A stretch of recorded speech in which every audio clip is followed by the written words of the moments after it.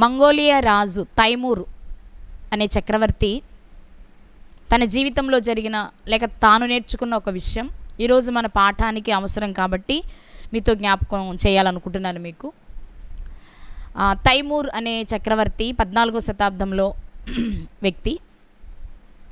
అతని పైన శత్రువులు దాడి చేసినప్పుడు ఆ శత్రువు నుంచి తప్పించుకోవడానికి ఆయన పారిపోయి ఒక గుహలో దాక్కుంటారు. దాక్కుని ఆలోచిస్తూ ఉన్నారన్నమాట. ఆ గుహలో ఉండి ఆలోచిస్తూ ఉంటారు. ఏమని అంటే, నేను ఇలా రాజ్యాన్ని వదిలి శత్రువులకి భయపడి పారిపోయి వచ్చేసాను కదా, తర్వాత నేనేం చేయాలి, నా పరిస్థితి ఏంటి అని ఆలోచిస్తూ ఉండగా ఆయన దృష్టి ఒక చీమ మీద పడిందనమాట. ఎదురుగా ఆయన ముందు ఒక చీమ నడుస్తూ ఉంది. అది ఒక చిక్కుడు గింజని, అంటే రకరకాలుగా చెప్తూ ఉంటారు, బియ్యపు గింజని, వడ్ల గింజని అలా మాట్లాడుతూ ఉంటారు. ఏదో ఒక బరువైన గింజని మోస్తూ తను నివాసం ఉన్న చోటుకి తీసుకువెళ్ళే ప్రయత్నం చేస్తూ ఉంటుందన్నమాట. చీమ చాలా చిన్నగా ఉంది, అది మోస్తున్న గింజ మాత్రం చాలా పెద్దగా ఉంది. ఆ సన్నివేశం ఈ చక్రవర్తి దృష్టిని ఆకర్షించింది. అప్పుడు అతను చాలా జాగ్రత్తగా దాన్ని పరిశీలిస్తున్నాడు. ఇది చాలా చిన్నగా ఉంది, ఇది మోస్తున్న బరువు చాలా రెట్లు ఎక్కువగా ఉంది కదా, ఇది ఎలా వెళ్తుందా అసలు చివరి వరకు ఇది అని దాన్ని తదేకంగా పరిశీలిస్తూ గమనిస్తూ ఉంటే అది ఆ గింజను మోసుకొని కొంత దూరం వెళ్ళడం, ఒక ఎత్తు ఎక్కవలసి వస్తే ఎక్కలేక పడిపోవడం, అది పడిపోతే దాంతోపాటు ఆ గింజ పడిపోవడం, మరలా కిందకి వచ్చి ఆ గింజను పట్టుకొని వెళ్ళడం, మళ్ళీ కొంత దూరం వెళ్ళాక పడిపోవడం, ఇలా కొంత దూరం వెళ్ళడం పడిపోవడం ఇలా చేస్తూ ఉంటుంది. ఈ రాజు అనుకుంటున్నాడు, ఇక దానివల్ల కాదు, ఇక అది మధ్యలో విసుగు వస్తుంది, దానికి విడిచిపెట్టేసి వెళ్ళిపోద్ది అనుకుంటాడు ఆయన. కానీ అది మాత్రం పట్టు వదలకుండా అలాగే చేస్తూ 69 సార్లు ప్రయత్నం చేసిందట. అది ఆయన లెక్క పెడుతున్నాడు, ఇది ఎన్నిసార్లు ప్రయత్నం చేస్తుంది, ఆ మహా అయితే 10 సార్లు 20 సార్లు చేస్తుంది, ఆ తర్వాత దానికి విసుగొస్తుంది, వదిలేస్తుంది అనే ఆలోచనలో ఉన్నాడు రాజు. కానీ అది ప్రయత్నం విడవకుండా సుమారు 69 సార్లు ప్రయత్నించి 70వ విజయాన్ని సాధించిందట.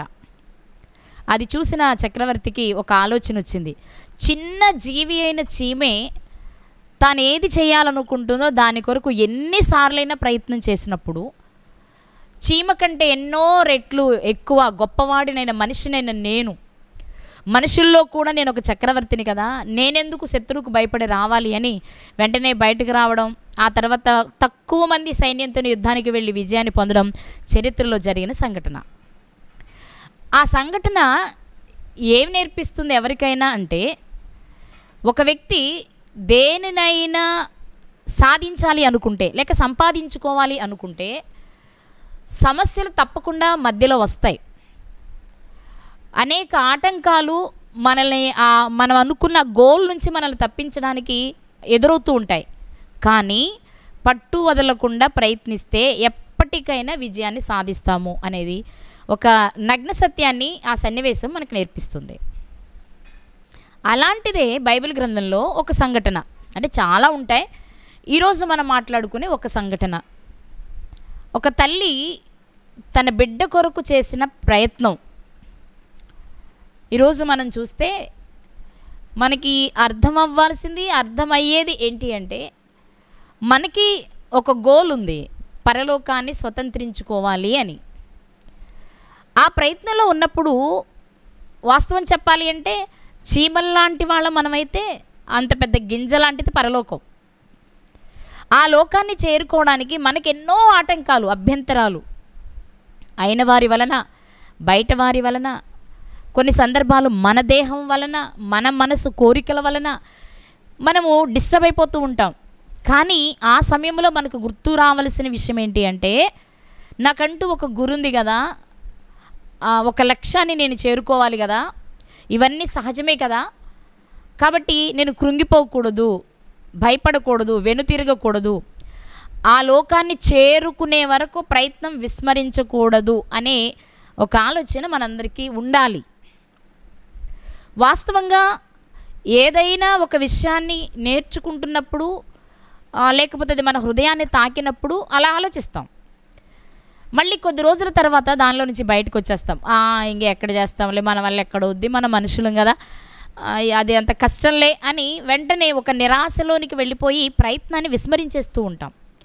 కానీ ప్రయత్నాన్ని విస్మరించే వారిగా మనం ఉండకూడదు. కానీ మన ప్రయత్నంలో ఎలాంటి లోపం లేని వారిగా ప్రయత్నం చేసినప్పుడు మాత్రం తప్పకుండా సక్సెస్ అవుతాం అని చెప్పడానికి ఒక స్త్రీ జీవితాన్ని ఈరోజు మీ ముందు పెడతాను నేను. ఒకసారి ఆమె జీవితాన్ని ఒకసారి మీరు చూడగలిగితే, మార్కు గారు రాసిన సువార్త 7వ అధ్యాయము 24 నుండి చదువుకుందాం. మార్కు గారు రాసిన సువార్త 7వ అధ్యాయము 24వ వచనము. పై సందర్భంలో యేసుక్రీస్తు ప్రభువారు తన శిష్యులతో కలిసి ప్రయాణం చేస్తూ సువార్తను ప్రకటిస్తూ ఉంటారు కదా. అందులో భాగంగానే వాళ్ళు చేతులు కడుక్కోకుండా భోజనం చేస్తే పరిసయ్యులు వచ్చి, నీ శిష్యులు ఎందుకు ఇలా చేస్తున్నారు, చేతులు కడుక్కొని భోజనం చేయాలి కదా, మరి వాళ్ళు అలా చేసేస్తుంటే మీరు ఊరుకున్నారేంటి అని అడిగినప్పుడు యేసుక్రీస్తు వారు చాలా విషయాలు చెప్పారు. చేతులు కడుక్కోవడం ఏముంది, హృదయాన్ని కడుక్కోవాలి, మాటలు చెప్పడం ఏముంది, మాటల ప్రకారం బ్రతకాలి అని వారికి అర్థమయ్యే రీతిలో చాలా విషయాలు చెప్పుకుంటూ వచ్చారు ఆయన. ఈ విషయాలన్నీ మాట్లాడిన తరువాత ఆయన అక్కడ నుండి బయలుదేరి తూరు సీదోనుల ప్రాంతములకు వెళ్ళి ఒక ఇంట ప్రవేశించి ఆ సంగతి ఎవరికిని తెలియకుండవలెనని కోరెను, కానీ ఆయన మరుగై ఉండలేకపోయెను. యేసుక్రీస్తు ప్రభువారు తూరు సీదోను ప్రాంతానికి వెళ్ళారు. తూరు సీదోను, సీదోను అనగానే మీకు చాలా విషయాలు చరిత్రలో గుర్తుకు రావాలి. సీదోను అనగానే ముఖ్యంగా గుర్తుకు రావాల్సింది ఏంటి అంటే, అహబు గారు చేసుకున్న యెజబేలుది సీదోను ప్రాంతం.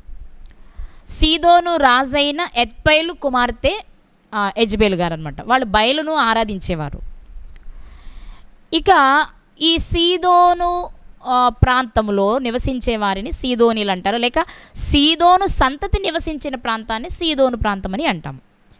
ఇది మీకు తెలియాలి అంటే మీ అందరికీ తెలిసిందే, కానీ ఒకసారి జ్ఞాపకం చేస్తాను, కొత్త వాళ్ళకి అర్థమవుతుంది కాబట్టి. ఆదికాండము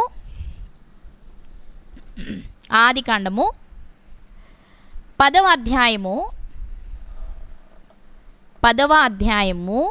15వ వచనం.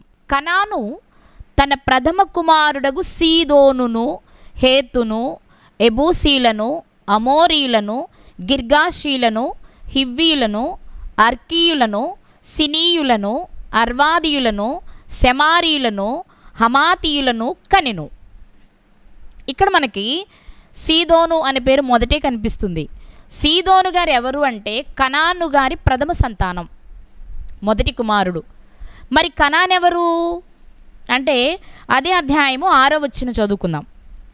ఆదికాండము 10వ అధ్యాయము 6వ వచనంలో హాము కుమారులు కూషు, మిస్రాయిము, పూతు, కనాను అనువారు. సీదోను ఎవరు అంటే కనాను గారి కుమారుడు. కనాను గారు ఎవరు అంటే హాము గారి కుమారుడు. హాము గారు ఎవరంటే మీ అందరికీ తెలుసు, నోవాహు గారి కుమారుడు. నోవాహు గారి కుమారుడు హాము, హాము గారి కుమారుడు కనాను, కనాను గారి కుమారుడు సీదోను. సో సీదోను కనాను సంతానములో నుండి వచ్చిన వారందరినీ కనానీయులు అని పిలుస్తాం ఏకమాటలో. అందులో ఎవరెవరు ఉంటారు అంటే మనం ఇందా చదువుకున్నాం కదా, సీదోను, హేతు, ఎబూసీలు, అమోరీలు, గిర్గాషీలు, హివ్వీలు, అర్కీలు, సినీలు, అర్వాదీయులు, సెమారీలు, హమాతీలు. వీళ్ళను ఒక్కొక్కరి పేరుతో సీదోనీలు, హేతు వలన పుట్టిన వారిని హిత్తీయులు, ఎబూసీలు, అమోరీలు అని పిలుస్తాం.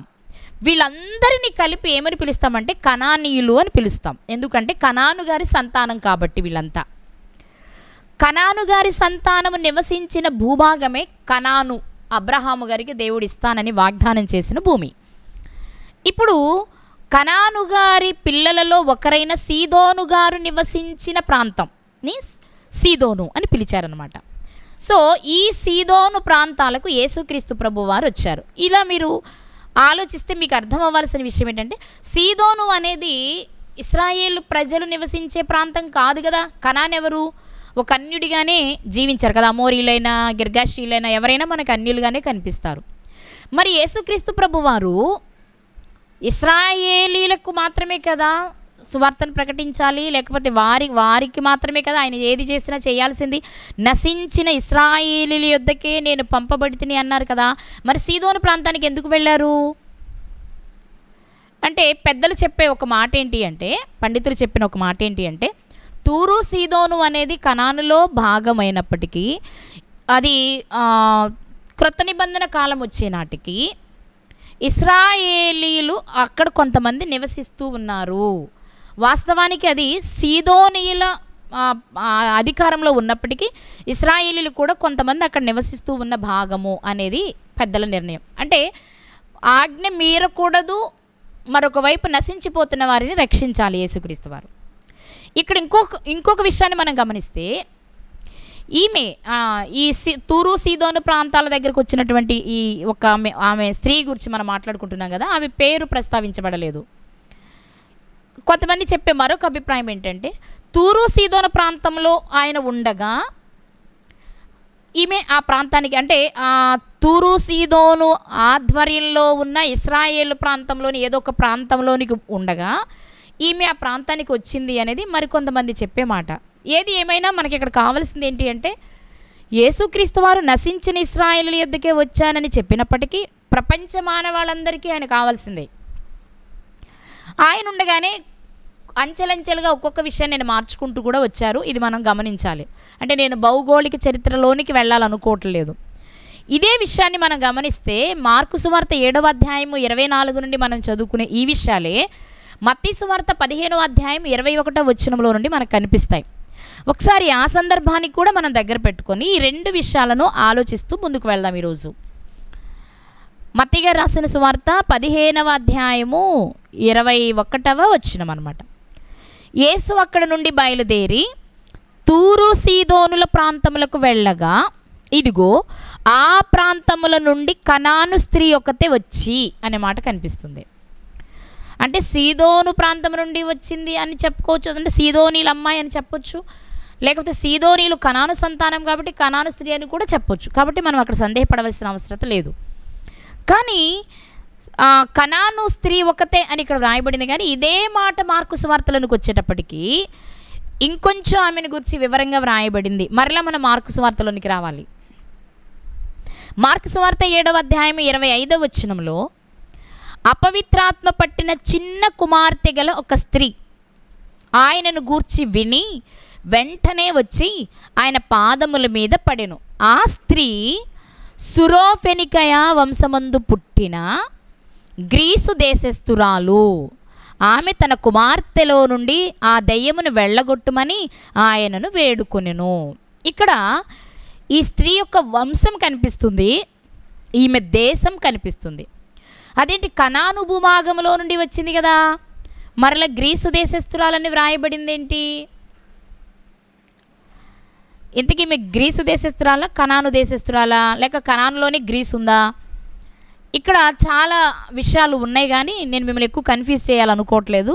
కానీ ఇక్కడ వ్రాయబడిన విషయం ఏంటి అంటే, మత్తయి సువార్తలో కనాను నుండి వచ్చిన సీదోను ప్రాంతపు స్త్రీ, అంటే సీదోను తండ్రి కనాను కాబట్టి కనానీలు అనొచ్చు, సీదోనీలు అనొచ్చు, అక్కడ క్లారిటీ వస్తుంది మనకి. కానీ మరి ఇక్కడ గ్రీసు దేశస్థురాలు సురోఫెనికయ వంశస్థురాలు అన్నప్పుడు చాలామంది చెప్పే విషయం ఏంటంటే, సురోఫెనికయ అనేది కూడా ప్రాంతము వంశము కలిసింది అంటారు.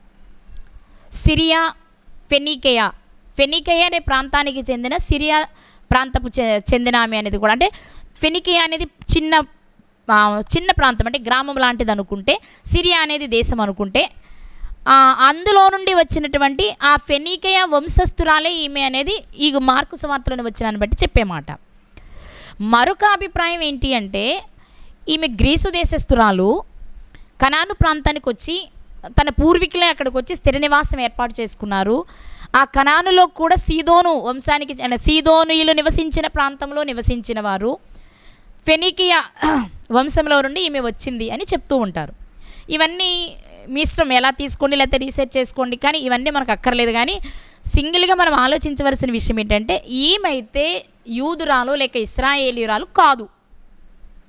గ్రీసు దేశస్తురాలని తీసుకున్నా, కనాను దేశస్తురాలని తీసుకున్నా, సీదోను ప్రాంతపు స్త్రీ అని తీసుకున్నా, సిరియా ప్రాంతపు స్త్రీ అని తీసుకున్నా, వీటిలో దేని బట్టి తీసుకున్నా, లేకపోతే ఒకప్పుడున్న కనాని ఆ తర్వాత సిరియా, ఆ కనానులోని ఒక ప్రాంతంగా సిరియా కూడా చేరింది అనేది మరొక వాదన కూడా ఉంది. మనం ఇప్పుడు ప్రస్తుతం ఉన్న దాన్ని చూస్తే ఇలా మనం ఏది తీసుకున్నా ఆ స్త్రీ ఎవరు అంటే వన్ వర్డ్లో మనం చెప్పొచ్చు, ఒక అన్యురాలు. ఈమె యేసుక్రీస్తు ప్రభువారిని గూర్చి విని ఆయన దగ్గరకు వచ్చింది. ఎందుకు ఆయన దగ్గరకు వచ్చింది ఆమె అంటే, చిన్న కుమార్తె ఉందట ఆమెకు. ఆ కుమార్తె దయ్యం పట్టి చాలా బాధపడుతుందట. తన కుమార్తెను బ్రతికించుకోవడం కొరకు ఆమె యేసుక్రీస్తు ప్రభువారి దగ్గరకు వచ్చారు. ఇప్పుడు మనం కాసేపు ఆలోచన చేద్దాం. నేను మీకు ఎక్కువ రిఫరెన్స్లు చూపించను కానీ విషయాన్ని చెప్తూ ఉంటాను, మీరు కూడా ఆలోచిస్తూ వినండి. ఇక్కడ ఈ స్త్రీ ఎందుకు అన్యురాలై ఉండి యేసుక్రీస్తు ప్రభువారి దగ్గరకు వచ్చింది అంటే, తన కుమార్తెను బ్రతికించుకునుటకు కదా. మనము రాత్రే విన్నాము, తల్లి తన బిడ్డలను చాలా ప్రేమిస్తుంది. అంటే తండ్రి ప్రేమించడా అంటే తండ్రి కూడా ప్రేమిస్తాడు, కానీ బాధ అయినా సంతోషమైన తల్లి ఎక్స్ప్రెస్ చేసినట్టు తండ్రి అంత త్వరగా చేయలేడు. అందుకే మొదట మనకు తల్లి కనిపిస్తూ ఉంటుంది ఎక్కువ ప్రేమించినట్లు. ఇంకా చెప్పాలి అంటే తన గర్భాన మోస్తుంది కాబట్టి ఆ ఎఫెక్షన్ కూడా వేరుగా ఉంటుంది. ఇది నా సొంత అభిప్రాయం కాదండి, బైబిల్ గ్రంథం కూడా దేవుడే ఒక మాట చెప్పారు. ఒకసారి ఆ మాట మీకు చూపించాలనుకుంటున్నాను నేను. యెషయా గ్రంథము 66వ అధ్యాయము 13వ వచనమండి. యెషయా గ్రంథము 66వ అధ్యాయము 13వ వచనం. ఒకని తల్లి వానిని ఆదరించినట్లు నేను మిమ్మును ఆదరించెదను. ఇక్కడ దేవుడు సెలవిస్తున్న మాట ఏంటి అంటే, ఒకని తండ్రి వానిని ఆదరించినట్లు అనలేదు, ఒకని తల్లి వానిని ఆదరించినట్లు అన్నారు. అంటే తండ్రి ఆదరించాలని ఉంటుంది, తల్లి కన్నా ఎక్కువ ప్రేమే ఉంటుందేమో, కానీ త్వరగా బిడ్డను హక్కును చేర్చుకోవడం కానీ, లాలించడం కానీ, బుజ్జగించడం కానీ, ఆదరించడం కానీ ఎక్కువ శాతం తల్లి చేస్తుంది. ఎందుకంటే ఆ తల్లి బిడ్డల మధ్య ఉండే అనుబంధం అలాంటిది.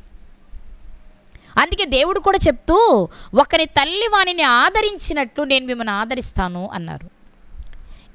ఆ సందర్భంలోని విషయాన్ని మనం చూస్తే తల్లి చాలా ప్రేమిస్తుంది. మనం కూడా ఎన్నో సందర్భాలు, ఎన్నో వార్తలు వింటూ ఉంటాం. చాలా క్రిటికల్ పొజిషన్లో కూడా తన బిడ్డ బ్రతకాలని తల్లి కోరుకుంటుంది, తానేమైనా పర్వాలేదని అనుకుంటుంది. ఎక్కువ శాతం జరిగేది అదే. ఇక్కడ తల్లిని కూడా మనం తీసుకుంటే, ఈ తల్లి కూడా ఒక అన్యురాలై ఉండి కూడా ఎలా అయినా తన బిడ్డను బ్రతికించుకోవాలనుకుని యేసుక్రీస్తు ప్రభు వారి దగ్గరకు వస్తుంది. ఇక్కడ మనం కొన్ని విషయాలు ఆగి ఆ స్త్రీని గురించి ఆలోచన చేద్దాం. మొదటిగా ఈమె చేసిన పనిని మనం చూసినట్లయితే, తనకు ఒక చిన్న కుమార్తె ఉంది కదా, చిన్న కుమార్తె గల ఒక తల్లి ఈవిడ. ఇక ఎంతగా ఆ బిడ్డ మీద ప్రేమను చూపిస్తూ పెంచుతూ వచ్చుంటుందో ఆమె. ఆడపిల్లని కావచ్చు, లేకపోతే దేవుడిచ్చిన బహుమానం అని కావచ్చు, తమ గర్భాన మోసి కంటారు కాబట్టి ఈ పిల్లల మీద చాలా మమకారం ఉంటుంది. అలా ఉంటుంది కాబట్టే దేవుడు మనకిచ్చారు తన పిల్లల్ని. వాస్తవంగా పిల్లలు ఎవరు? దేవుని పిల్లలు పెంచమని మనకిచ్చారు. కానీ మన మనస్సులో అది గుర్తుండదు మనకి. వాళ్ళని మన వాళ్ళలాగానే, మన సొత్తుగానే నేను కన్నా, నేను పెంచా, నేను పోషించానని మాట్లాడతాం వాస్తవంగా. కానీ అలాంటి ఆలోచన లేకపోతే మనం వాళ్ళని బాగా ప్రేమగా చూడలేము, దేవుడు అనుకున్నట్లు పెంచి దేవునికి ఇవ్వలేము. మనది అనుకుంటేనే చేయగలం. కాబట్టి అలా అనుకోవాలి అంటే ఇలా జరగాలి కాబట్టే మన గర్భాల్లో నుండి పిల్లల్ని ఇవ్వడానికి దేవుడు ఇష్టపడ్డారు. ఇది మనం గుర్తుంచుకోవాల్సిన విషయం. అయితే తల్లి తన బిడ్డను చాలా ప్రేమిస్తుంది, ప్రతి అవసరత తీరుస్తుంది. కొన్ని సందర్భాలలో వారు పస్తులుండి వారు చిరిగిన బట్టలు వేసుకొని బిడ్డల కొరకు సమకూరుస్తూ ఉంటారు తల్లిదండ్రులు. అలాగే ఈ తల్లి కూడా తన బిడ్డను చాలా ప్రేమించి ఉంటుంది. అయితే ఏం జరిగింది అంటే, కాస్త చిన్న వయసు వచ్చేటప్పుడు ఆ పాపకు చిన్న వయసు అంటే బహుశా 12 సంవత్సరాల లోపు అయి ఉండొచ్చేమో. ఎందుకంటే 12 దాటితే మళ్ళీ మనం వేరే లెక్కల్లో వేసేస్తాం కాబట్టి. ఇప్పుడు ఆ పాపకట దయ్యము పట్టి ఆ పాప చాలా బాధపడుతుంది. అపవిత్రాత్మ వలన ఆమె చాలా బాధపడుతుంది. ఎంత బాధపడి ఉంటుంది, ఎంత బాధపడితే తల్లిగా ఈమె ఎవరో తెలియని క్రీస్తుని గూర్చి విని వచ్చుంటుంది అని ఆలోచిస్తే, బైబిల్ గ్రంథంలోనే మనకు తెలిసి చాలామంది దయ్యం పట్టిన వాళ్ళు ఉన్నారు. ముఖ్యంగా ఇదే మార్కు సువార్త 5వ అధ్యాయంలో సేన అని దయ్యం పట్టిన వాడు ఉన్నాడు. ఆ వ్యక్తి జీవితాన్ని మనం చూస్తే అతను ఎలా జీవించాడు అంటే ఒక మాట చూసుకుందాం. మార్కు సువార్త 5వ అధ్యాయము మొదటి నుండి చదువుతున్నాను నేను. మార్కు సువార్త 5వ అధ్యాయము మొదటి నుండి. వారా సముద్రమునకు అద్దరినున్న గెరాసేనుల దేశమునకు వచ్చిరి. యేసుక్రీస్తు వారు తన శిష్యులతో కలిసి వస్తున్నారు. ఆయన దోణి దిగగానే అపవిత్రాత్మ పట్టిన వాడొకడు సమాధులలో నుండి వచ్చి ఆయనకి ఎదురుపడెను. వాడు సమాధులలో వాసము చేసేవాడు. సంకెళ్లతోనైనను ఎవడునూ వానిని బంధింపలేకపోయెను. పలుమారు వాని కాళ్లకును చేతులకును సంకెళ్ళు వేసి బంధించినను వాడు ఆ చేతి సంకెళ్ళు తెంపి కాళ్ల సంకెళ్లను తుత్తునీలుగా చేసెను గనుక ఎవడునూ వానిని సాధుపరచలేకపోయాను. వాడు ఎల్లప్పుడూ రాత్రింబగళ్ళు సమాధులలోను కొండలలోను కేకలు వేయిచు తన్ను తాను రాళ్లతో గాయపరుచుకొనుచూ ఉండెను. ఇతను మీకు అందరికీ పరిచయమైన వ్యక్తే, అంటే ఎప్పుడు చదువుతూ వింటూనే ఉండే వ్యక్తి ఇతను. ఇతనికి ఉన్న సమస్య ఏంటి అంటే అపవిత్రాత్మ పట్టింది. అందుకుగాను అతను ఎలా అయిపోయాడు అంటే మనుషుల మధ్యలో ఉండకుండా సమాధులలోనే నివాసం చేస్తున్నాడు. అలాగే రాళ్లతో తనను తాను బాధపరుచుకుంటున్నాడు, కేకలు వేస్తున్నాడు, అరుస్తున్నాడు, చాలా భయంకరమైన చిత్రహింస పొందుతున్నాడు తనకు తానే. అంటే స్థిమితం లేదు, అపవిత్రాత్మ పట్టి ఉంది, రాళ్లతో గాయపరిచేసుకుంటున్నాడు. అతన్ని ఏదో ఒక రకంగా సెట్ చేద్దామని కాళ్ళు చేతులు కట్టి ఏదైనా ఒక స్తంభానికో గొంచుకో కట్టి ఉంచినా వాటిని తెంచేసుకుని బయటకు వెళ్ళిపోతున్నాడు. మరలా తెచ్చుకోవాలి అంటే ఒకరి వల్ల అవ్వదు. సంకెళ్లతో బంధించిన వాడే తుత్తునీలుగా చేసి వెళ్ళిపోతూ ఉంటే కేవలం ఒక తల్లో ఒక తండ్రో మాత్రమే తెచ్చుకోవాలంటే చాలా కష్టం కదండి. అంటే ఒక్కసారి మనం ఆలోచన చేస్తే దయ్యం పట్టిన వారి పరిస్థితి ఎలా ఉందయ్యా అంటే ఒక భయంకరమైన పరిస్థితి. ఇప్పుడు మామూలుగా ఆలోచిద్దాం. ఈ సేనాని దయ్యం పట్టిన వాని తల్లిదండ్రుల పరిస్థితి మనం ఒకసారి ఆలోచిస్తే, తమ బిడ్డ తమ కళ్ళ ముందే తనను తాను గాయపరుచుకుంటూ సరిగా తినకుండా స్నానం లేకుండా మనుషులందరూ ఉన్న ప్రదేశాన్ని వదిలిపెట్టి తల్లిదండ్రులు విడిచిపెట్టి సమాధుల్లోనికి వెళ్ళి రాత్రిపూట కూడా అక్కడే కేకలు వేస్తూ తిరుగుతూ ఉంటే తల్లిగా తండ్రిగా వాని తల్లిదండ్రులు ఎంత బాధపడి ఉంటారో కదా. అయ్యో ఏంటి మా బిడ్డకి ఇలాంటి పరిస్థితి అని అనుకుంటారు కదా. ఇప్పుడు ఇదే సన్నివేశాన్ని ఇక్కడంటే పోనీ ఎక్కువ దెయ్యాలు ఉన్నాయి, అనేక మంది ఉన్నారు కాబట్టి ఇలా ఉన్నాడు. కనీసం 1-2 దెయ్యాలు పట్టిన అపవిత్రాత్మ పట్టింది అన్నారు కదా. ఎంతమంది ఎన్ని దెయ్యాలు అంటే దెయ్యాలు అంటే మనకు తెలిసిందే కదా, అపవాది తన సమూహం.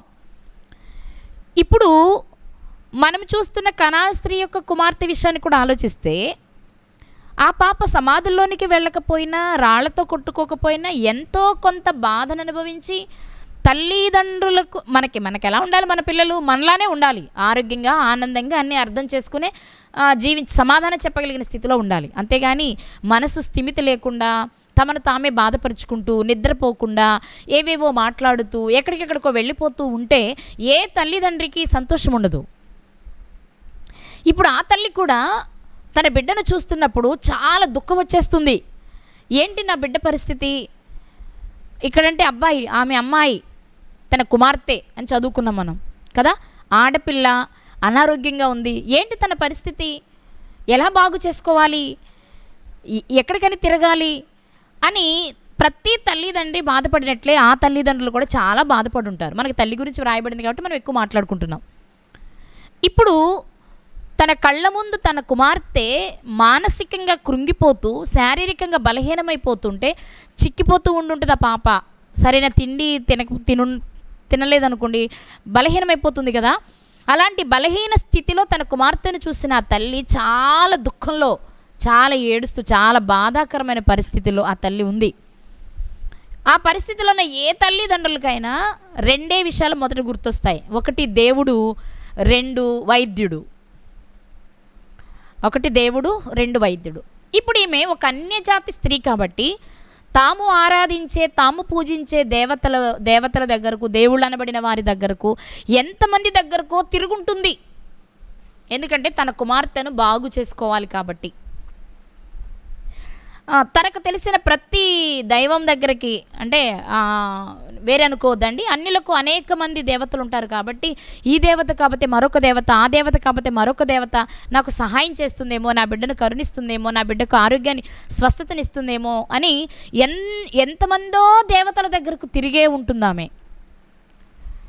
తిరుగుతుంది, వస్తుంది, బిడ్డను చూసుకుంటుంది. ఆ బిడ్డలో ఎలాంటి మార్పు ఉండట్లేదు, మరలా అదే పరిస్థితికి వెళ్ళిపోతూ ఉంది.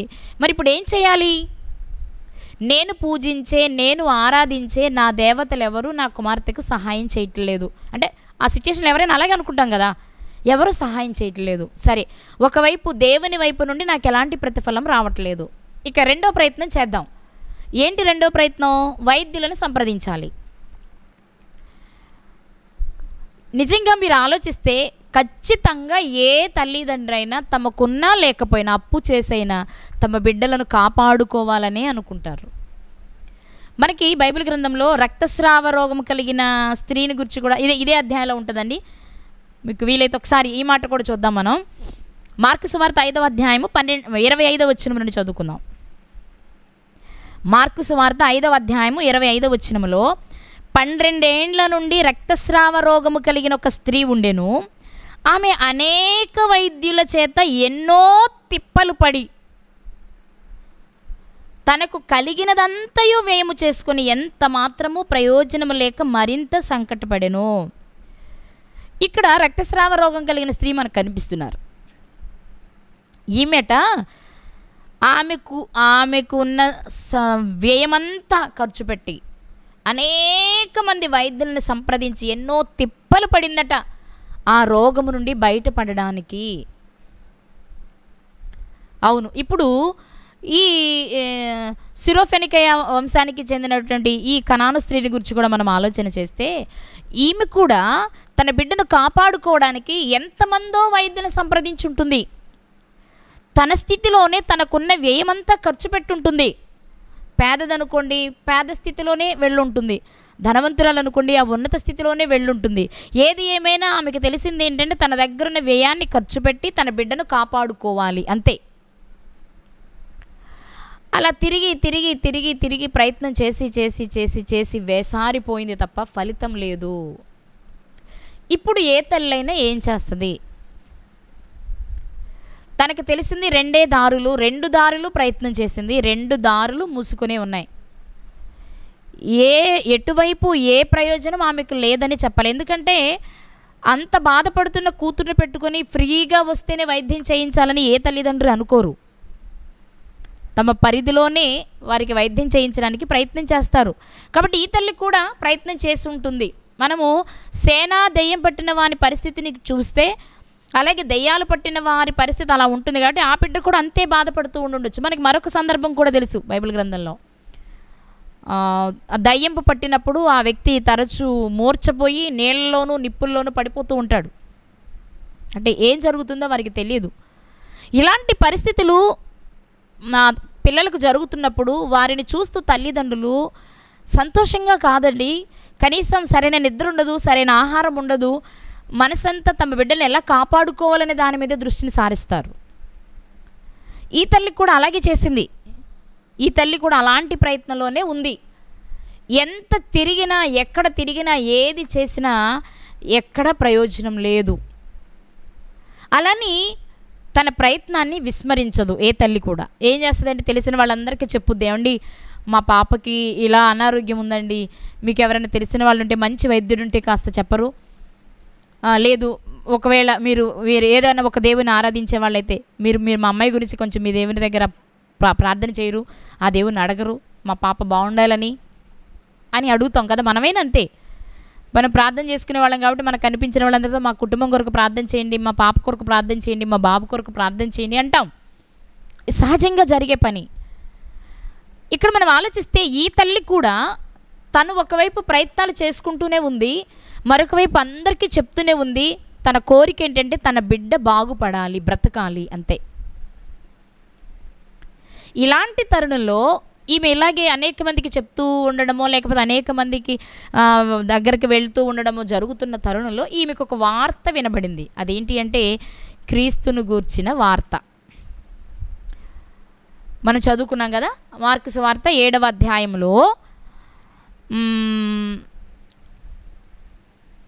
25వ వచనం. అపవిత్రాత్మ పట్టిన చిన్న కుమార్తె గల ఒక స్త్రీ ఆయనను గూర్చి విని, క్రీస్తు వారిని గూర్చి ఈమె వింది. అంటే బహుశా ఈమె ఎవరితోనైనా మాట్లాడుతూ ఉంటే వాళ్ళు చెప్పుంటారమ్మా, వైద్యుల సంగతి ఏమో మాకు తెలియదు కానీ, నువ్వు ఆరాధించే దేవుళ్ళ సంగతి మాకు తెలియదు కానీ, మాకు తెలిసిన సంగతి అయితే ఒకటి ఉందమ్మా. ఒక వ్యక్తి ఉన్నారు, దేవుని ఆత్మ వలన అనేక గొప్ప గొప్ప కార్యాలు చేస్తున్నాడు. ఆయన యూదయ, గలిలయ, సమరయ ప్రాంతాలు తిరుగుతూ ఉంటాడు. ఈ ప్రాంతాలు తిరుగుతూ సువార్తను ప్రకటిస్తున్న సందర్భంలో మధ్యలో కుంటి వాళ్ళు కనిపించినా, గుడ్డి వాళ్ళు కనిపించినా, పక్షవాయువు కలిగిన వారు కనిపించినా, లేకపోతే కుష్ఠరోగులు కనిపించినా, లేకపోతే దెయ్యాలు పట్టి బాధపడుతున్న వారు కనిపించినా, రక్తస్రావ రోగం కలిగిన వారు కనిపిస్తున్నా, కాళ్ళు చేతులు ఊచ చేతి కలిగే వారిని కనిపిస్తున్నా, మరణించిన వారిని చూసినా ఆయన అందరినీ బాగు చేస్తున్నాడు. ఈ వార్త మాత్రం మాకు తెలిసింది. కాకపోతే ఒక విషయం, ఆయన తన స్వజనులను మాత్రమే కాపాడుతాడని మాత్రం వింటున్నాం. ఇక మార్గమధ్యంలో ఎవరైనా వెళితే కరుణించి ఎవరినైనా కాపాడతారేమో మాకు తెలియదు. నువ్వు చిన్న ప్రయత్నం చేసి చూడొచ్చు కదా, నీ కూతురికి ఏదైనా మంచి జరుగుద్దేమో అని ఎవరో ఒక సలహా చెప్పుంటారు. అందుకే యేసును గూర్చి, ఆయనను గూర్చి వింది ముందు. వినగానే ఒక తల్లిగా, లేకపోతే బాధపడుతున్న ఒక కుమార్తెకు తల్లిగా మొట్టమొదట ఆమెకు వచ్చే ఆలోచన ఏంటి అంటే, అసలు వెళ్ళి అడుగు చూద్దాం. నేను అన్యురాళ్ళు అయినప్పటికీ ఒకసారి వెళ్ళి అడిగి చూద్దాం. అబ్బా నేను అన్యురాళ్ళు కదా, ఆయన యూదులకి లేక ఇశ్రాయేలులకే చేస్తాడట, ఏం వెళ్తాంలే అనుకో. ఆ సందర్భంలో మనం ఒకసారి వెళ్ళి చూద్దాం, అడిగి చూద్దాం. ఒకవేళ ఆయనకి జాలి కలిగితే, నా మీద దయ కలిగితే, నా కుమార్తెను బాగు చేయాలనుకుంటే బాగుపడుతుంది కదా. ఒకవేళ చేయకపోతే చేయకపోను, కానీ అడిగి చూస్తే తప్పేముంది, వెళ్ళి చూస్తే తప్పేముంది. ఆయన వెళ్తా, ఏదో రకంగా బ్రతిమలాడుతా, నా కుమార్తెను బ్రతికించుకుంటా అనుకుంది. అనుకున్నదే తడువుగా ఆయన ఎక్కడికి వస్తున్నారు, అంటే స్కెడ్యూల్ ఉంటుంది కదా, రోజు ఈ రోజు ఇటు, ఆ రోజు ఇటు, ఆ రోజు ఇటు అని. అలా ఆయన ఎక్కడికి వస్తున్నారు అని ఆమె ఎంక్వైరీ చేసుకుంది. ఆయన తూరు సీదోను ప్రాంతాలకు వస్తున్నారు అని తెలిసింది. అయితే నాకు చాలా సమీపంగా వస్తున్నారు కాబట్టి నేను ఆయన దగ్గరికి వెళ్ళాలి ఏ విధంగానైనా అని చెప్పి ఆమె వెంటనే బయలుదేరి ఆయన ఉన్న చోటుకు వచ్చింది. వాస్తవంగా ఆ ప్రదేశాలకు వచ్చినప్పుడు యేసుక్రీస్తు వారు అనుకున్నారు, అసలు నేను ఇక్కడికి వచ్చిన సంగతి ఎవ్వరికీ తెలియకూడదు అనుకున్నారు. ఎందుకు అలా అనుకున్నారు మనకు తెలియదు. అంటే చాలా సందర్భాల్లో ఆయన తెలియాలనుకోలేదు, ఆయన ఎవరికైనా స్వస్థత చేస్తే చెప్పమని కూడా చెప్పలేదు. మీరు ఈ సంగతి ఎవరికి చెప్పొద్దని ఎక్కువ శాతం చెప్తూ వచ్చారు ఆయన. అలాగే ఈ ప్రాంతాలకు వచ్చినప్పుడు, అంటే ఒకవేళ ఇది అన్యుల ప్రాంతమే కాబట్టి రహస్యంగా ఉంచాలనుకున్నారా, లేక అన్యుల చేతిలో ఉన్న ఇశ్రాయేలుల బోర్డర్ కాబట్టి అలా అనుకున్నారా, ఏంటో మనకు తెలియదు. కానీ ఒకటేంటి అంటే ఆయన అక్కడికి వచ్చిన సంగతి ఎవరికీ తెలియకూడదు అనుకున్నారు. కానీ ఒక విషయం చెప్తా, వచ్చిన సంగతి ఎవరికి తెలియకూడదు అనుకున్నారు, కానీ ఆమె వస్తుందని సంగతి మాత్రం ఆయనకి తెలుసు. అసలు ఆయన వచ్చిందే ఆమె కొరకు అయి ఉండాలి. మొత్తం మీద ఈ సంగతి ఆమెకి తెలిసింది. వెంటనే ప్రభు దగ్గరికి వచ్చేసారు ఆమె. మనం మార్కు సువార్తలు చదివినప్పుడు ఆమె రావడం, నా కుమార్తెను బాగు చేయమని వేడుకోవడం కనిపిస్తుంది. ఇదే మాట మనం మత్తయి సువార్తలో చూసినట్లయితే ఆమె కేకలు వేస్తూ వచ్చింది. ఒకసారి అక్కడ చూద్దాం, మత్తయి సువార్తలో చూద్దాం. మత్తయి గారు రాసిన సువార్త 15వ అధ్యాయము 22వ వచనం చదువుతున్నాను. ఇదిగో ఆ ప్రాంతముల నుండి కనాను స్త్రీ ఒకతే వచ్చి, ప్రభువా దావీదు కుమారుడా నన్ను కరుణింపుము, నా కుమార్తె దయ్యము పట్టి బహుబాధపడుచున్నదని కేకలు వేసెను. ఈమె ఎలా అడుగుతుంది? వచ్చేటప్పుడే ఆమె చాలా విషయాలు తెలుసుకొని వచ్చింది.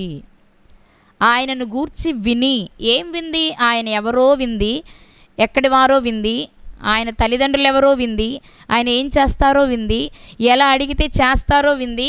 అన్ని విషయాలు తెలుసుకొని ఇప్పుడు ప్రభు దగ్గరకు వస్తుంది ఆమె. వచ్చి రావడంతో ఆమె చెప్పిన మాట ఏంటంటే, ప్రభువా దావీదు కుమారుడా నన్ను కరుణించు. ప్రభువా దావీదు కుమారుడా నన్ను దాటిపోవద్దు అన్నాడు మరొక గుడ్డివాడు, మనకు తెలిసిన విషయం. అలాగే ఈమె, ప్రభువా దావీదు కుమారుడా నన్ను కరుణించవా, నా కూతురు పడుతున్న బాధ నేను చూడలేకపోతున్నాను, మొదట నన్ను కరుణించు, నా మీద దయ చూపించు, నా కోసమైనా నువ్వు ఆమె విషయంలో ఇలా చేయవా. ఒక యాంగిల్ మనం ఆలోచిస్తే, అంటే యేసుక్రీస్తు వారి దగ్గరకు ఆమె వచ్చేటప్పటికే ఆయనను ప్రభువు అని గుర్తించి వస్తుంది. ప్రభువు అంటే రాజు. అసలు భూమి మీదకు వచ్చిన ప్రతి మనిషి యేసుక్రీస్తు వారిని గుర్తించవలసింది ప్రభువుగానే.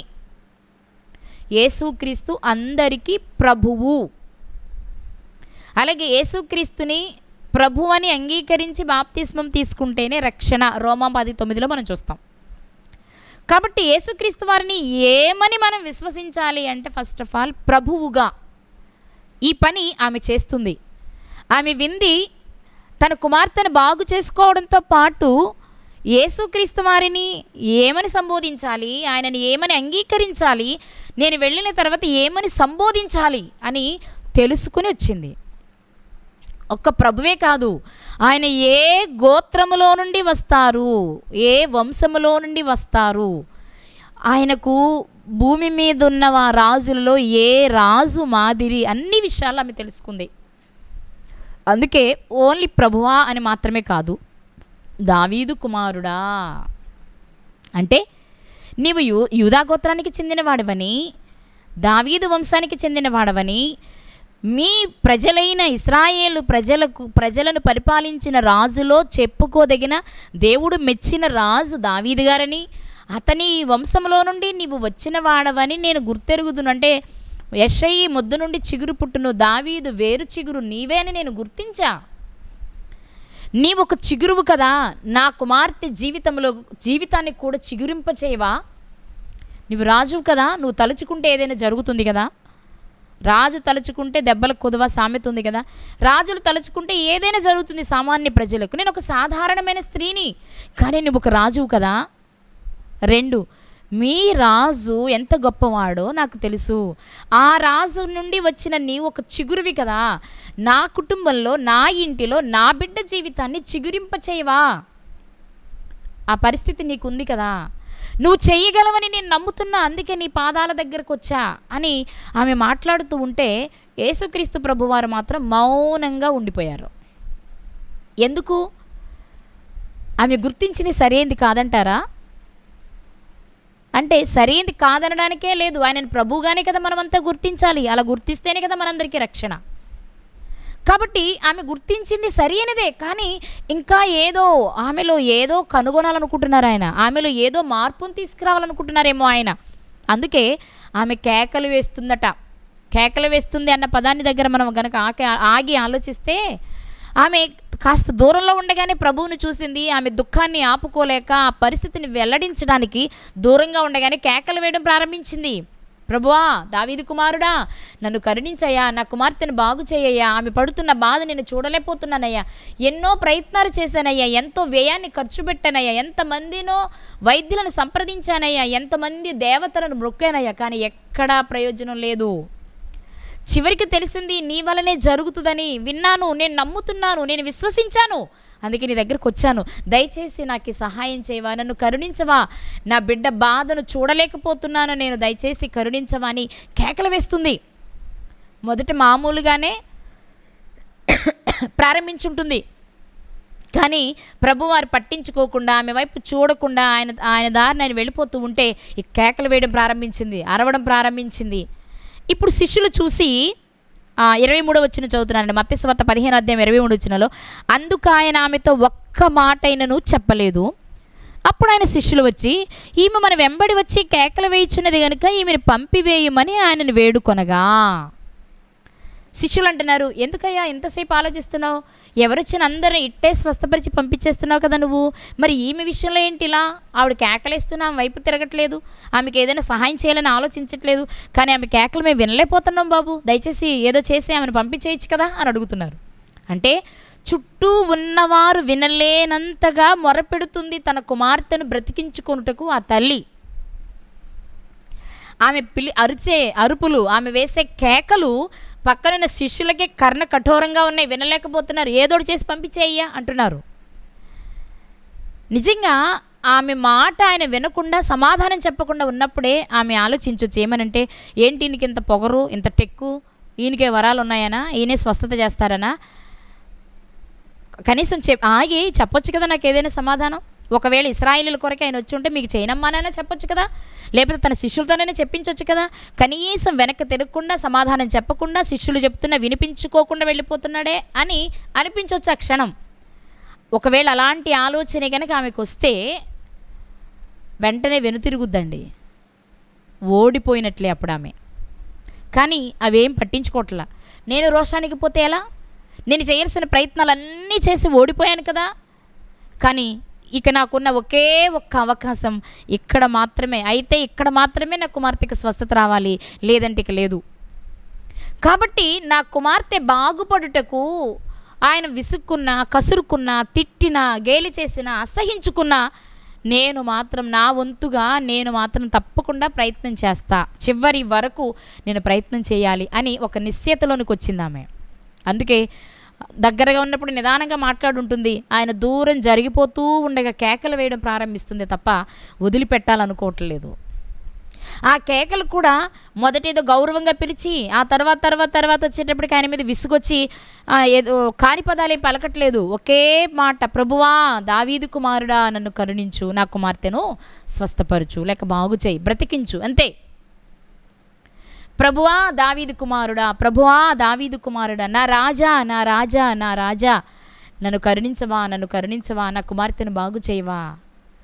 ఆ పదం అనేక సార్లు పలుకుతూ ఉండగానే బహుశా ఆమెలో మార్పు వచ్చిందేమో. క్రీస్తుని తన రాజుగా నిజంగా అంగీకరించాలన్నంత ఆలోచన. మొత్తం మీద యేసుక్రీస్తు ప్రభువారు తన శిష్యులు అడిగినప్పుడు చెప్తున్నారు, ఆయన ఇశ్రాయేలు ఇంటి వారై నశించిన గొర్రెల యొద్దకే కానీ మరి ఎవని యొద్దకు నేను పంపబడలేదు అనెను. వాళ్ళు వచ్చి చెప్తుంటే వాళ్ళతో చెప్తున్నారు, ఆయన మీకు తెలియదా నేను ఎవరి కొరకు వచ్చాను, మీకు కూడా చెప్పాను కదా నశించిన ఇశ్రాయేలు దగ్గరికే వెళ్ళమని, మీకే చెప్పిన నేను ఈమెను ఎలా బాగు చేస్తాను అనుకుంటున్నావు. కాసేపు అక్కడ ఆయన సీరియస్ వాతావరణాన్ని కల్పించారనమాట.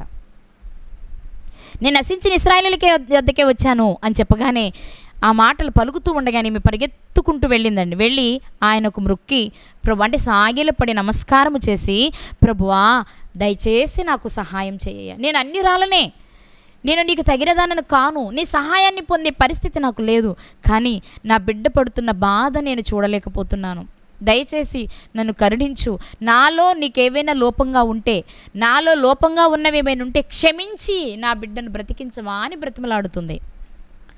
అప్పుడు ప్రభువారు అంటున్నమాట, అందుకు ఆయన పిల్లల రొట్టె తీసుకొని కుక్క పిల్లలకు వేయుట యుక్తము కాదని చెప్పగా వెంటనే మరొక కఠినమైన మాట యేసుక్రీస్తు వారు పలుకుతున్నారు, కుక్క పిల్ల అన్నారు. ఏంటి ఏదో మొక్కేస్తున్నావు, ఏదో సహాయం చేసామంటున్నావు, నీకెలా సహాయం చేస్తాను, నువ్వు నా దృష్టిలో కుక్క పిల్ల లాంటి దానివి. పిల్లల రొట్టె తీసుకొని కుక్క పిల్లలకి ఎలా వేయమంటావు, నా వాళ్ళందరినీ వదులుకొని మీకెలా సహాయం చేయమంటావు. ఇక్కడ రెండు విషయాలు మనం ఆలోచించవచ్చు ప్రియులారా. ఒకటి, కుక్క పిల్ల అని పోల్చడంలో ఆమె ఒక అన్యురాలు అనే భావాన్ని తీసుకురావడం అయ్యుండొచ్చు. రెండవది ఏంటి అంటే ఈమె స్వభావం కూడా గతంలో కుక్కలాంటి స్వభావం అయ్యుండొచ్చు.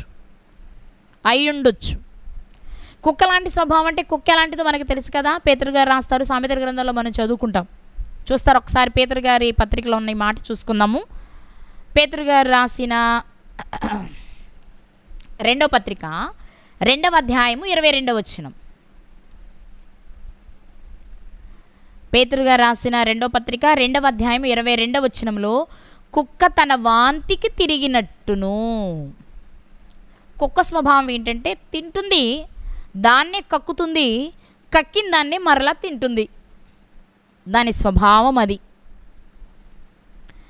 ఇప్పుడు మనము ఆ స్త్రీ జీవితాన్ని ఆలోచిస్తే మనకు రాయబడలేదు, కానీ కుక్క పిల్ల అని అన్నారు కాబట్టి ఒక యాంగిల్లో ఒకవేళ తన స్వభావం అలాంటిదేమో, అంటే అన్నిరాలు కాబట్టి విగ్రహారాధన చేస్తూ ఉంది, లేక అన్నిరాలు కాబట్టి దేవుని భయం లేదు కాబట్టి ఇంకేమైనా మిస్టేక్స్ చేస్తూ ఉండుండొచ్చేమో. అబద్ధం ఆడుతుందేమో, దొంగతనం చేస్తుందేమో, వ్యభిచారం చేస్తుందేమో మనకు తెలియదు. కానీ ఒకవేళ ఒక యాంగిల్ ఆలోచిస్తే ఆమె స్వభావం మంచిది కాదేమో, ఇప్పుడు ఆమె స్వభావాన్ని మార్చాలి కాబట్టి యేసుక్రీస్తు వారు మౌనంగా ఉన్నారేమో. యేసుక్రీస్తు వారి జీవితాన్ని కనుక మనం ఆలోచిస్తే బైబిల్ గ్రంథంలో ఒక్కొక్క సందర్భంలో ఒక్కోలాగా అనిపిస్తూ ఉంటారు ఆయన. కొన్ని చోట్ల మౌనంగా ఉంటారు, కొన్ని చోట్ల కన్నీళ్లు పెట్టుకుంటారు, కొన్ని చోట్ల ఆయన రియాక్ట్ అవుతారు. అక్కడున్న పరిస్థితులను బట్టి ఆయన ఉన్న విధానాన్ని మనం ఆలోచన చేయాలి ప్రియులారా. ఇక్కడైతే ఆయన మౌనంగా ఉన్నారు. ఎందుకు మౌనంగా ఉన్నారు? ఆమెకు తన బిడ్డ బ్రతకడం ముఖ్యం, అందుకోసం తాను ఏమైనా చేయగలదు. కాబట్టి ఆ చేసేదేదో ఆమెలో ఉన్న లోపాన్ని ఆమెకు తెలియచేస్తే ఆమె సరి చేసుకుంటే ఈమెను మార్చొచ్చు, ఈమెను బ్రతికించవచ్చు, ఈమె ద్వారా తన కుమార్తెకు స్వస్థతనివ్వచ్చు, ఈమెను ఆధ్యాత్మికంగా బ్రతికించవచ్చు, తన కుమార్తెను భౌతికంగా బ్రతికించవచ్చు. ఎప్పుడైతే ఈమె ఆధ్యాత్మికంగా బ్రతుకుతుందో తన కుమార్తెను బ్రతికించుకుంటుంది. కాబట్టి ఇన్ని ఆలోచించి యేసుక్రీస్తు వారు మౌనంగా ఉండుంటారు. శిష్యులు అడిగినప్పుడు ఇప్పుడు ఆమె మిస్టేక్ ఆమెకి తెలియాలి, ఆ తప్పును తాను సరిచేసుకోవాలి, ప్రభు దగ్గర ఒప్పుకొని విడిచిపెట్టాలి. కాబట్టి ఆయన ఇప్పుడు ఇంకాస్త కఠినంగా మాట్లాడుతున్నారు. ముందేమో నేను మీ కొరకు రాలేదని మాత్రమే చెప్పారు, ఇప్పుడు రెండోసారి అంటున్నారు నువ్వు కుక్క పిల్ల లాంటి దానివి, పిల్లల రొట్టెలు తీసుకుని నీకెలా వేయమంటావు, మా వాళ్ళకి ఇవ్వాల్సింది నీకెలా ఇవ్వమంటావు, నువ్వు కన్యరాలవైతే అంటున్నప్పుడు అప్పుడు రెండోసారి మరలా ఆమెకు కష్టం కలగొచ్చు. మొదటిసారి ఆయన పలకనప్పుడు బాధ కలగొచ్చు, రెండవసారి ఇదిగో చూసావా నేనేదో కావాలని వస్తే నా బిడ్డను బ్రతికించుకుందామని ఆయనకు ఆ పరిస్థితి ఉందని నేను నమ్మి విశ్వసించి చెప్పిన వాళ్ళ మాట విని వస్తే నన్ను కుక్కతో పోలుస్తాడా, నన్ను కుక్క పిల్లతో పోలుస్తాడా, ఈయన రక్షిస్తే ఎంత, రక్షించకపోతే ఎంత, నేను స్వస్థపరిస్తే ఎంత, స్వస్థపరచకపోతే ఎంత, నేను చేయాల్సిన ప్రయత్నాలన్నీ చేశా, బ్రతికితే బ్రతుకుతుంది లేకపోతే చచ్చిపోతుంది, వెళ్ళిపోదాం అనుకోలేదండి. ఆయన సమాధానం చెప్పకపోయినా ఓ కుక్క పిల్లతో పోలుస్తున్నా ఆమె తనను తాను తగ్గించుకో ఏ విధంగానైనా తన కుమార్తెను బ్రతికించుకోవాలి అంతే. ఆమె ముందున్న ఆమె గమ్యం ఏంటి అంటే తన కుమార్తెను బ్రతికించుకోవడం. అందుకోసం ఎన్నో ఎన్నో ఆటంకాలు వస్తున్నాయి. ఆటంకాలంటే ఆయన మాట్లాడే మాటే ఈమె ఆగిపోవడానికి అవకాశం ఉన్న పరిస్థితులు. అక్కర్లేదులే, ఇప్పుడు ఒకవేళ బ్రతికితే ఇప్పుడు బ్రతికితే తర్వాత చావలేదేంటి నా కూతురికి, ఎప్పుడైనా చచ్చిపోద్ది కదా, ఎప్పుడైనా చచ్చిపోయేది ఇప్పుడే చచ్చిపోద్దులే, దీనికోసం నేను ఆయన దగ్గర కుక్కలాగా ఆయన వెంట తిరగాల, ఆయన అసహించుకుంటూ ఉంటే ఆయన వెనక తిరిగి బ్రతిమలాడాలా, అంత అవసరం లేదులే అనుకోవచ్చు. కానీ ఆమె అలా అనుకోవట్లేదు. అసలు ఆమె జీవితాన్ని దేవుడు పరిశుద్ధ గ్రంథంలో ఎందుకయ్యా రాయించారు అంటే పరలోకాన్ని చేరడానికి మనం ఎలా బ్రతకాలో నేర్పాలి అంటే ఆనాడు ఆమె జీవితంలో జరిగిన ఈ సంఘటన పరిశుద్ధ గ్రంథంలో ఉంటేనే కదా మనం చదువుతామండి. అందుకే విసుగు చెందట్లేదు, బాధపడట్లేదు, తృణీకరించట్లేదు, ఆయనను అసహించుకోవట్లేదు. నువ్వేనేంటి ప్రపంచంలో చేసేది, చేస్తే చేయి లేకపోతే లేదని వదిలేయట్లేదు. లేదా అప్పటికే దెయ్యాల చేత బాధపడుతున్నారంటే దెయ్యాలను వెళ్ళగొట్టేవారు ఆనాటి సమాజంలో చాలామంది ఉన్నారు కదా యేసుక్రీస్తు వారి కాలంలో, అపోస్తలుల కాలంలో. మరి వాళ్ళని సంప్రదించలా. ఆమెకు అర్థమైపోయింది దేవుళ్ళే చేయకపోతే, వైద్యులు కూడా చేయలేకపోతే మధ్యలో మంత్రగాళ్ళు ఏం చేస్తారులే, ఇక నాకున్న ఏకైక దిక్కు ఆ ప్రభువే. అవును ఆయన చేస్తాడు, ఎవరికైనా చేసే మంచి మనసులాన్ని కనబడుతుంది వీళ్ళ మాటలు వింటుంటే. ఓకే నేను అన్ని రాళ్ళైనా వెళ్తా, బ్రతిమలాడతా, ఒకవేళ ఆయన ఈసడించుకున్నా పర్వాలేదు, నేను తుడుచుకుంటా అనుకుని ప్రభు దగ్గరకు వచ్చిందండి ఆవిడ. వచ్చిన తర్వాత ఆయన ప్రవర్తన మామూలుగా చూస్తే ఇబ్బందిగా అనిపిస్తున్నా వాటిని పట్టించుకోవట్లా. ఎందుకంటే ఆమె గురేంటి అంటే తన కుమార్తె బ్రతకాలంతే. ప్రభు ఎంత పెద్ద మాటలు మాట్లాడుతున్నా, మాటలంటే ఆమెను కష్టపెట్టాలనో కాని మాటలు కాదు, కానీ ఆమెలో మార్పును కోరి పలుకుతున్న మాటలు అవి. అప్పుడు ఆ తల్లి చెప్తున్న మాట, పిల్లల రొట్టెలు తీసుకొని కుక్క పిల్లలకు వేయటం యుక్తము కాదనగానే ఆమె వెంటనే చెప్పిన మాట, కుక్క పిల్లలు కూడా తమ యజమాని బల్ల మీద నుండి పడే రొట్టె ముక్కలు తినడానికి బల్ల కిందే కాచుకుని ఉంటాయి కదయ్యా. నేను అలాగే అనుకోండి, మీతో సమానంగా, మీ పిల్లలతో సమానంగా, మీ ప్రజలతో సమానంగా నేనేమి పొందలేకపోయినా ఒక దాసీని అనుకోండి, ఒక పనికత్తెని అనుకోండి, ఒక అన్యరాలను అనుకోండి, ఎందుకు పనికిరాని దానిని అనుకోండి, కనీసం మీతో పాటు తినే పరిస్థితి కాకపోయినా మీరు తినేస్తే పడిపోయిన ఎంగిలి మెతుకులు తినడానికైనా నేను సిద్ధంగా ఉన్నాను. మీ వాళ్ళందరినీ మీరు రక్షించుకోండి, కానీ అందులో మమ్మలను కూడా దృష్టించండి అని ఎంతగా తనను తాను తగ్గించుకొని బ్రతిమలాడుతుందో ఈ తల్లి. ఈరోజు మనం ఆలోచించాలి ప్రియులారా.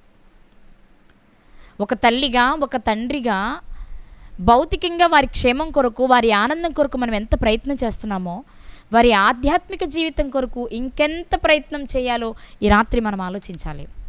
వారు తినడానికి, ఉండడానికి, కట్టుకోవడానికి, చదువుకోవడానికి, ఉద్యోగం చేయడానికి, మరో ఇంటికి వెళ్ళడానికి, వీటన్నిటి విషయాల్లో ఎంతో శ్రద్ధ తీసుకుంటాం కదా. మనం ఎన్నో జాగ్రత్తలు తీసుకుంటాం కదా. ఎంతమందినో సంప్రదిస్తాం కదా.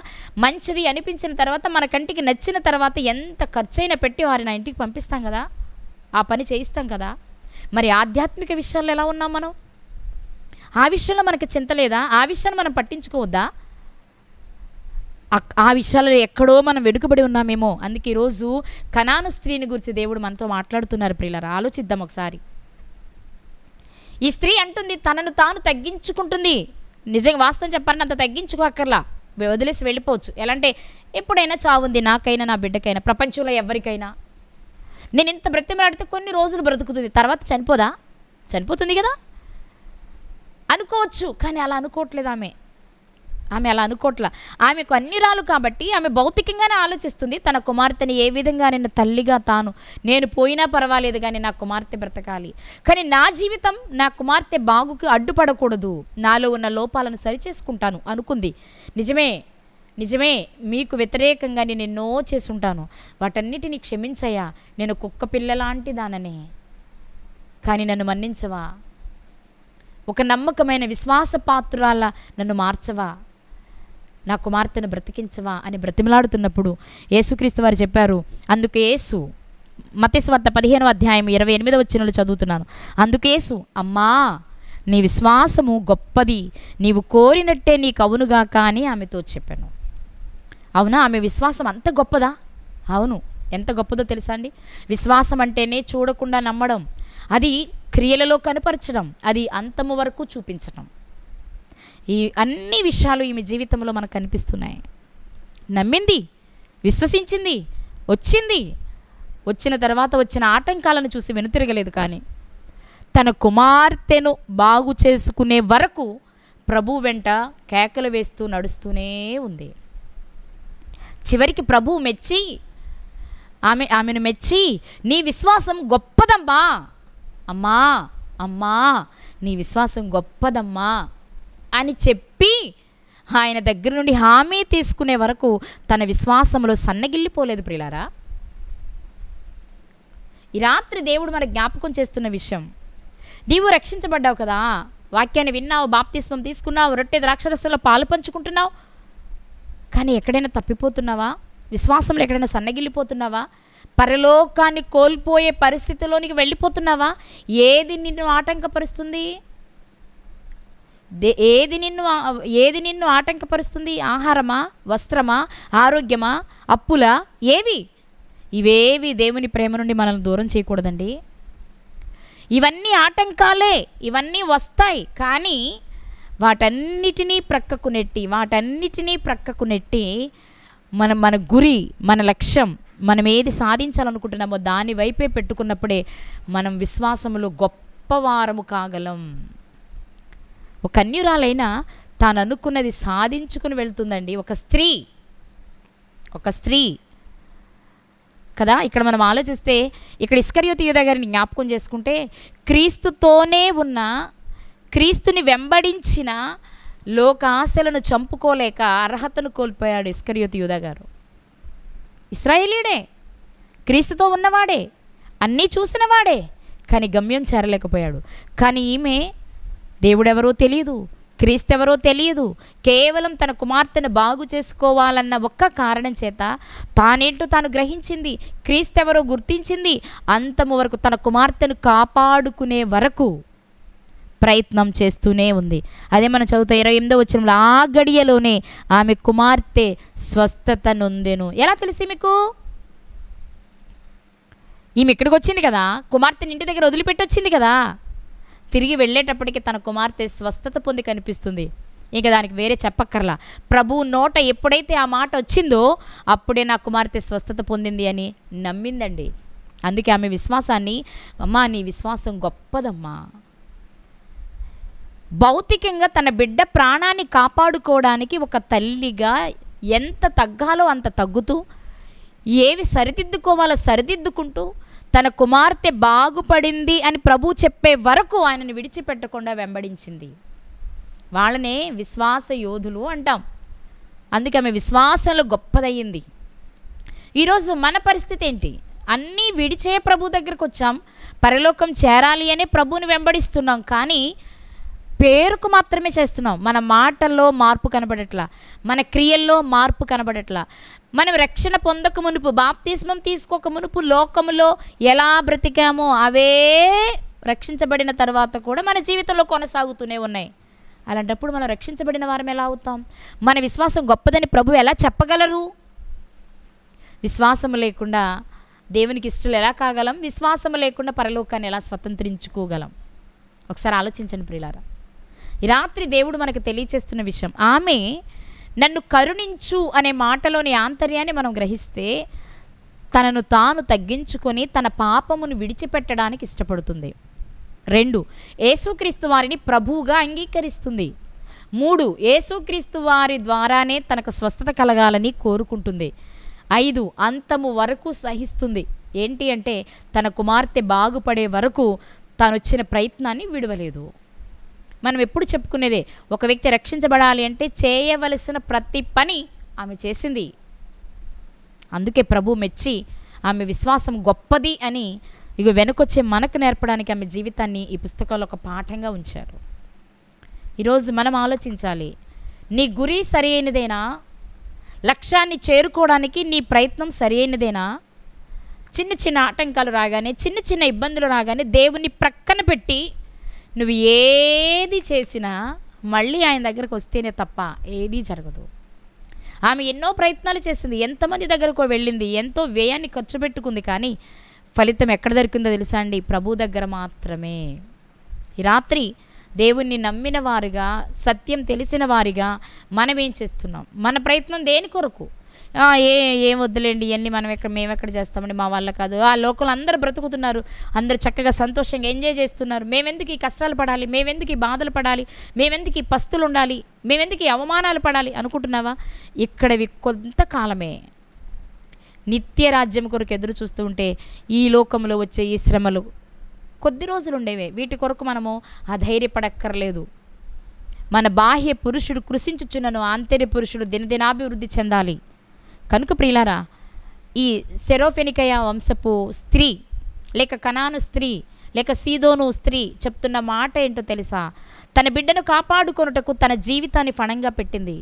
తనలోని తప్పులన్నీ ఒప్పుకుంది, యేసుక్రీస్తును ప్రభువుగా అంగీకరించింది. తన కుమార్తె స్వస్థత పొందిందని చెప్పే వరకు ఆయనను వెంబడించడం మానలేదు. ఈరోజు మనం నేర్చుకోవాల్సిన విషయం ఏంటి అంటే, పరలోకం రావాలి అంటే ప్రభు చెప్పిన బోధను వింటూ, ప్రభు చేసిన పనులను చేస్తూ, ప్రభువును మనకు మాదిరిగా పెట్టుకుంటూ, యేసుక్రీస్తు వారిని మాదిరిగా పెట్టుకుంటూ, మనలను మనం తగ్గించుకుంటూ పరలోకమును సాధించే వరకు మన ప్రయత్నాన్ని విడువని వారిగా ఉండాలి. కాబట్టి ఒకసారి ఆలోచిద్దాం. మన ప్రయత్నాలను విడవకుండా తైమూరు చక్రవర్తి వలె ఎన్నిసార్లు పడిపోయినా, ఎన్నిసార్లు ఓటమి పాలైనా ప్రభు మన పక్షాన ఉండగా మనకు విరోధి ఎవడు అనుకుంటూ ఆయన వైపు చూస్తూ పరలోకం వైపు అడుగులు వేసేవారిగా మనం ఉండాలి. అలా ఉండాలి అంటే మన విశ్వాసంలో మనం బలంగా ఉండాలి. విశ్వాసంలో బలంగా ఉండాలి అంటే అనుదినము దేవునితో సహవాసము, వాక్య పరిశీలన, ప్రార్థన అనుభవం కలిగి మనం జీవించాలి. ఇవన్నీ కలిగి దేవుడిచ్చే పరలోకాన్ని స్వతంత్రించుకుని అర్హతను సంపాదించుకొని ఆ పరలోకాన్ని స్వతంత్రించుకుందాం. అలాంటి కృప దేవుడు మనందరికీ దయచేయునుగాక. ఆమెన్.